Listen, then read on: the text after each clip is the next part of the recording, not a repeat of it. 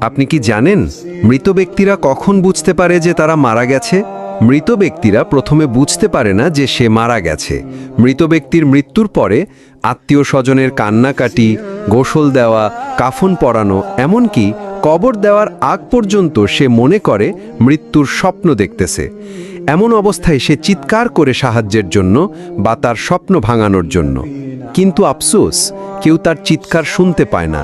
যখন সবাই তাকে দাফন করে চলে আসে, তখন মৃত ব্যক্তি একা হয়ে যায়। ঠিক তখনই মহান আল্লাহ তাআলা তার আত্মাকে পুনরায় তার দেহের মধ্যে ফিরিয়ে দেয়। প্রথমে মৃত ব্যক্তি এটি ভেবে নেয় যে হয়তো তার খারাপ স্বপ্ন শেষ হয়ে গেছে এবং সে ঘুম থেকে জেগে উঠেছে।